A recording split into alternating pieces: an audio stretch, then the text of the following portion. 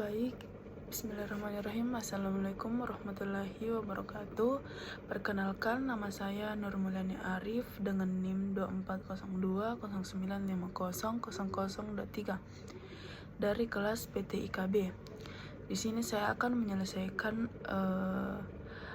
rangkuman materi mata kuliah teori bahasa dan otomata dari materi 9 hingga materi ke 11. Materi tersebut membahas tentang ekuivalensi NFA dengan IMOV ke NFA tanpa IMOV, yang maksudnya kita mempelajari cara mengubah sebuah NFA yang masih memiliki perpindahan epsilon menjadi NFA yang baru yang tidak memiliki perpindahan epsilon, tapi tetap memiliki kemampuan yang sama dalam menerima atau menolak string. Dalam automata, NFA atau non determinis finite automata adalah mesin yang dari satu state bisa memiliki lebih dari satu kemungkinan perpindahan. State yang digunakan adalah Q0, Q1, Q2, Q3, dan Q4. State Q0 merupakan state awal karena ada panah masuk dari luar menuju Q0, sedangkan Q4 merupakan final state karena digambar dengan lingkaran ganda. Materi ini menunjukkan bahwa walaupun bentuk diagram automata berubah, hasil akhirnya tetap sama, sehingga NFA lama dan NFA baru disebut ekuivalen. Simbol penting dalam materi adalah I yang dibaca epsilon, yang dimana epsilon berarti perpindahan kosong, yaitu perpindahan dari satu state ke state lain tanpa membaca input apapun.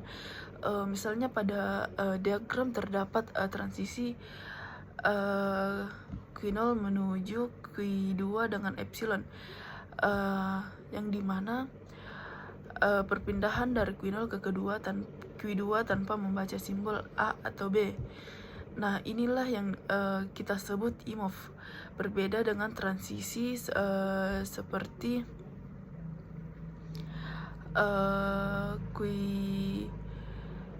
Q0 menuju Q1 dengan A, yang berarti mesin harus membaca input A terlebih dahulu baru dapat berpindah dari Q0 ke Q1. Intinya itu jadi inti masalahnya itu dalam materinya adalah bagian bagaimana cara menghilangkan panah epsilon tanpa menghilangkan pengaruh atau kemampuan perpindahan yang diberikan oleh epsilon tersebut. Selanjutnya, pada NFA awal terdapat beberapa transisi dari Q0. Jika membaca input A, mesin menuju Q1 dari Q0, yang dimana mesin juga berpindah ke Q2 menggunakan epsilon tanpa membaca input. Kemudian dari Q2 jika membaca input A, mesin menuju ke Q3. Dan jika membaca input B, mesin menuju Q4 karena Q4 adalah final state, maka setiap string yang membawa mesin berakhir di Q4 akan diterima. Contohnya itu seperti string B membaca string B dapat diterima oleh NFA karena jalurnya adalah Q0 pindah ke Q2 melalui epsilon. Lalu dari Q2 membaca B menuju Q4. Jalur itu dapat ditulis sebagai Q0 menuju Q2 menggunakan epsilon, dan Q2 menuju Q4 menggunakan B. Adapun langkah pertama dalam mengubah NFA dengan epsilon menjadi NFA tanpa epsilon adalah membuat tabel transisi, yang dimana tabel transisi menunjukkan kemana mesin berpindah jika berada di state tertentu dan membaca input tertentu. Pada tabel lama, kolom yang digunakan adalah input A, input B, dan epsilon dari Q0 jika membaca A hasilnya adalah himpunan Q1. Jika membaca B hasilnya delta atau tidak terbaca. Dan juga jika menggunakan epsilon hasilnya himpunan 2, simbol himpunan Q1 dibaca, artinya tujuan transisinya adalah Q1.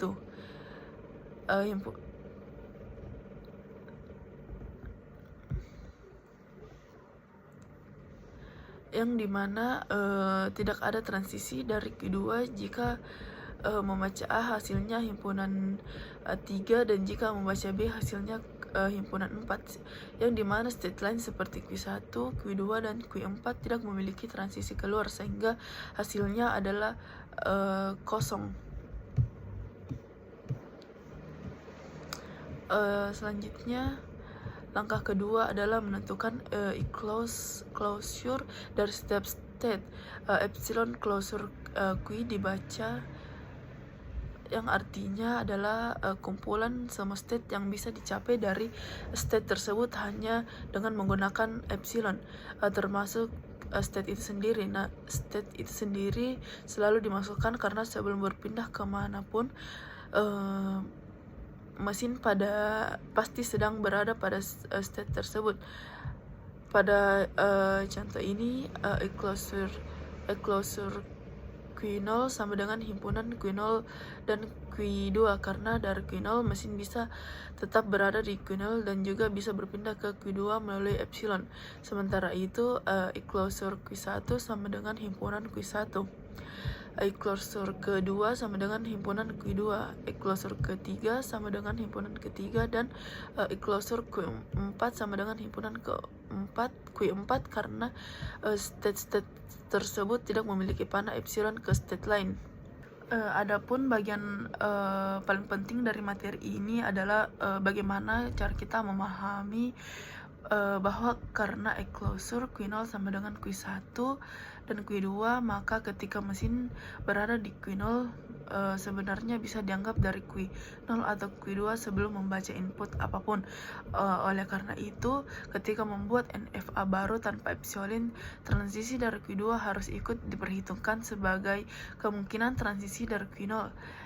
Inilah alasan mengapa transisi dari Q0 pada NFA baru menjadi lebih banyak, karena pada NFA lama dari Q0 dengan input A bisa langsung ke Q1. Selain itu, karena dari Q0 bisa berpindah ke Q2 lewat epsilon, lalu dari Q2 dengan input A bisa ke Q1, maka pada NFA baru dibuat transisi langsung dari Q0 ke Q3 dengan input A. Jadi pada NFA baru dari Q0 jika membaca A, mesin bisa menuju himpunan Q1 dan himpunan kedua. Rumus yang digunakan yaitu delta aksen state input sama dengan closure delta aksen close dalam kurung state dan input, yang dimana rumus tersebut berarti bahwa untuk mencari transisi baru kita harus mencari epsilon closure dari state asal terlebih dahulu, lalu membaca input dari semua state yang ada dalam epsilon closure tersebut, kemudian menggabungkan semua hasilnya, dan terakhir mengecek lagi apakah hasil tersebut masih bisa bergerak dengan epsilon. Walaupun rumusnya terlihat sulit, tetapi maknanya sederhana. Sebelum membaca input, lihat semua kemungkinan state yang bisa dicapai dengan epsilon. Setelah membaca input, kumpulkan semua tujuan yang mungkin.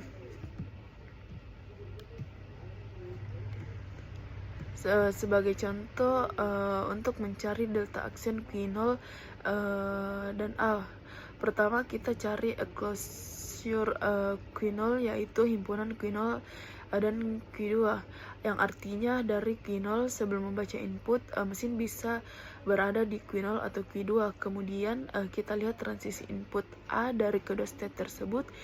Dari Q0 membaca A menghasilkan himpunan Q1, dari Q2 membaca A menghasilkan himpunan Q3.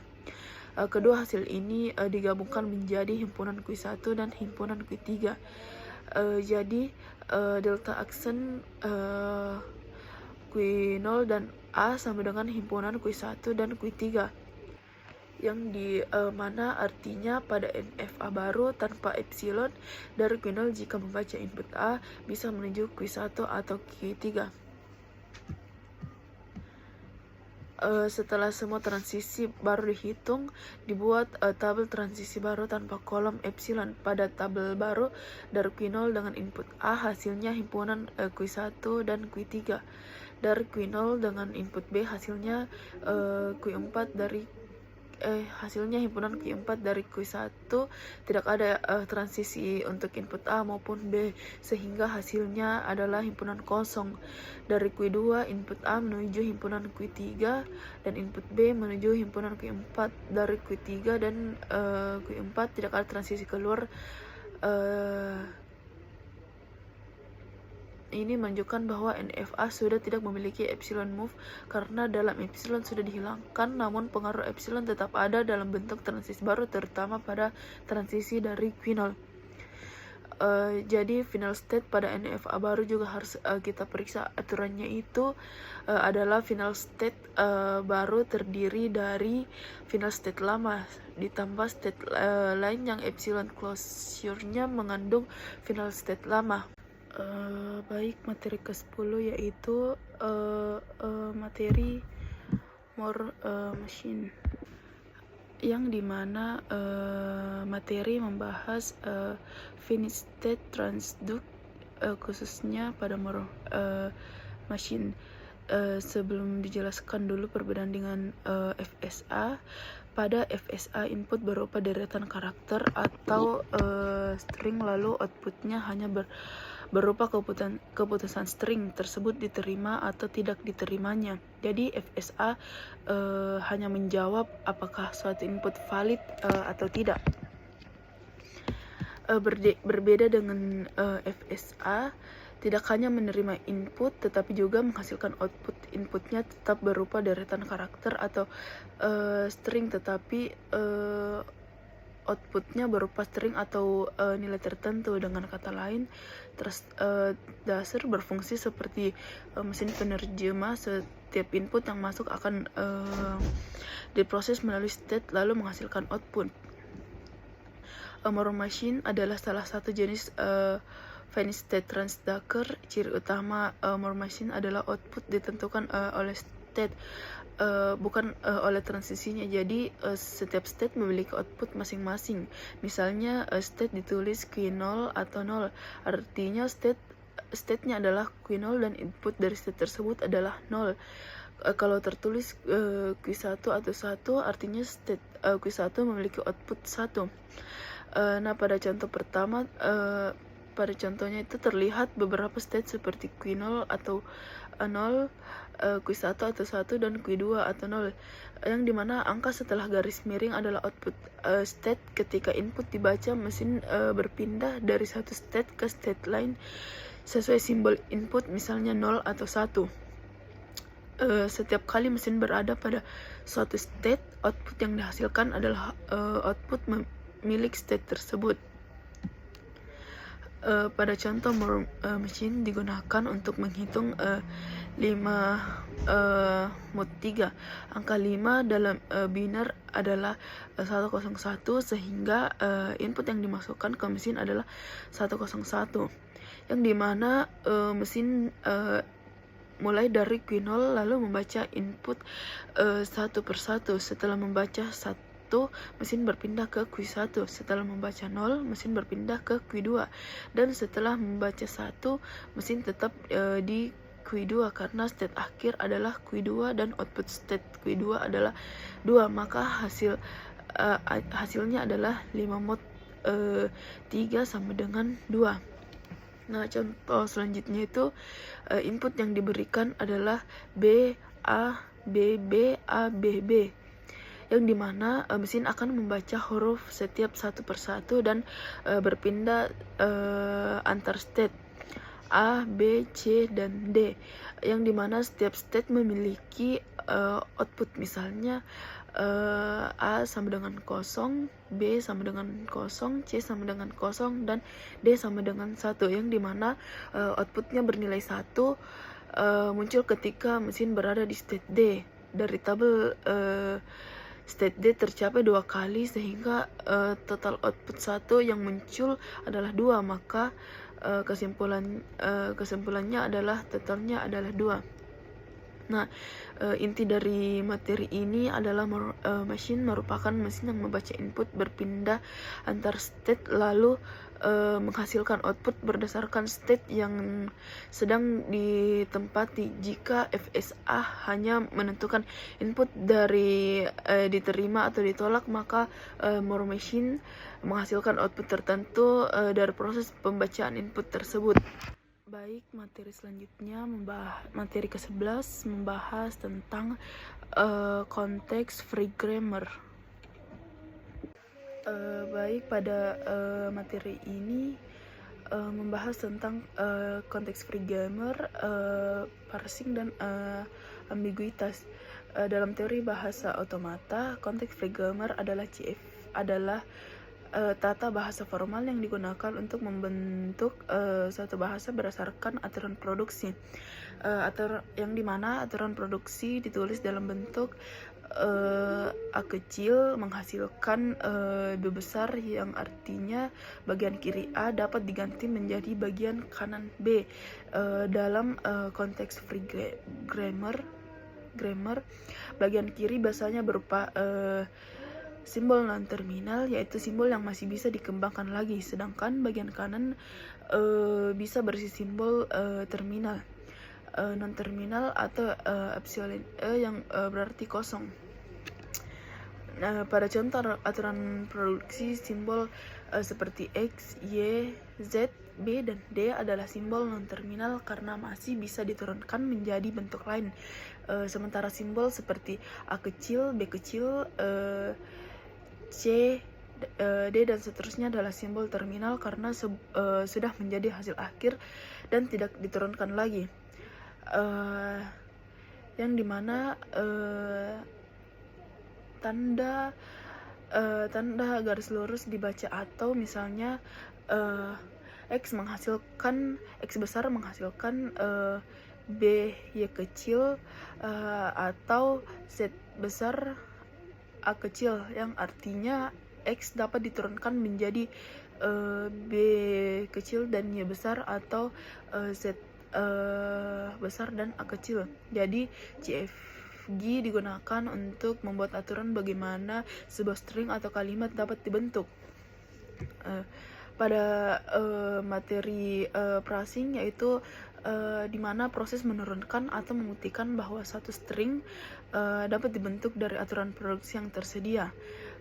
Parsing biasanya menggunakan tree atau pohon-pohon yang memiliki satu akar atau root di bagian atas, lalu bercabang ke simpul-simpul lain sampai menghasilkan simpul akhir. Contoh pohon penurunan contohnya seperti string AA, BB, dan B kecil dibentuk dari aturan S besar menghasilkan A besar dan B besar. A besar menghasilkan A kecil dan A besar atau A kecil, dan B besar menghasilkan B kecil dan B besar atau B kecil, yang dimana proses penurunannya adalah A ke S besar menghasilkan